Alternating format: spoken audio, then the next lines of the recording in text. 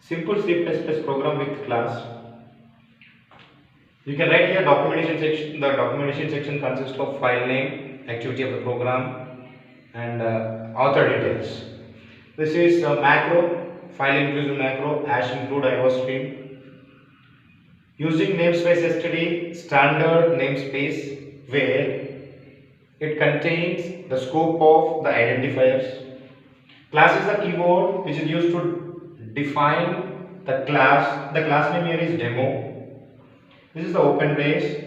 The class here contains private section and public section.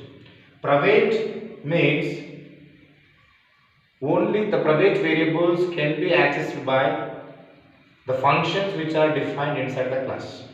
Here int a comma b comma c, a b c are the private members of demo class. These members are accessible in add function only. Outside this class we cannot access ABC, but we can access add function. Why? Because add is declared as public, ABC are declared as private, so we can access those members in class only. Class starts here, ends here. Every class terminates with semicolon. Every class terminates with semicolon. So we can access ABC from here to here within the class only. Why? Because they are declared as private. But void add is declared as public. We can access add function in the demo class as well as outside the class. Public means anywhere we can access the public members. Why we are declaring the data as private means, if you declare the data as private, we can protect the data from unauthorized access.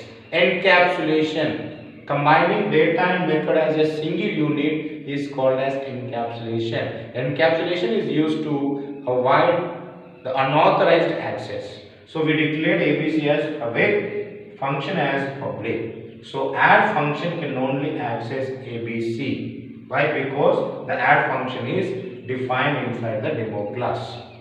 Now I want to execute add function. The add function contains three variables that is defined outside the main outside the add function ABC. Here a equal to 10, b equal to 20, c equal to a plus b. Finding addition of two numbers and printing c out addition equal to c n line. So the add function is finding addition of two numbers. Right. I want to execute this add function. So for that we require one object of demo class. Before going to execute the add function, we need to create object of demo class. We need to declare the object inside the main. So we need to create the object inside the main function. So demo class, how we can create the object name? Class name followed by object name. Class name is demo, object name. You can write any name. Object name is any user defined name, identifier. So I am taking OBJ. Class name is demo. Object name is OBJ. So now OBJ is the object. OBJ is the object of demo class. So OBJ dot add. To call the function, we need to write object name dot function name. Function name is add. OBJ dot add. Whenever you write the statement like this, whenever the compile comes across this statement, immediately it jumps to add function.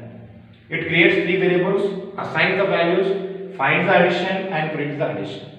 After completion of addition function, then it comes back to the main function. Next, after this, the statement is return 0. It indicates the end of execution of C++ program.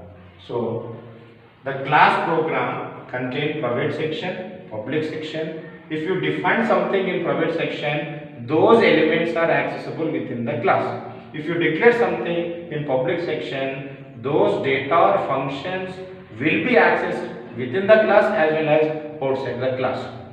If you want to execute the functions, we need to create object in the main class. From there we need to call the function. So this is the simple C++ program with the class. So this is called as data member, this is called as member function.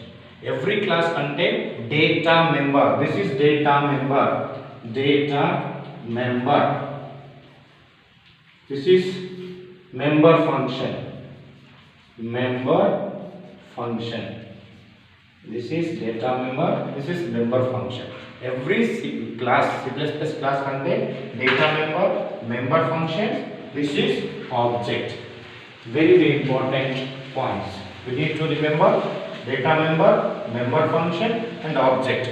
And function call. This is function calling. How we can call? We cannot directly call the function. So with the help of object, we call the function. That is, object is the basic runtime entity of OOP. Object contains data and functions. Object manipulates the data through functions. So with the help of object only we can call the function.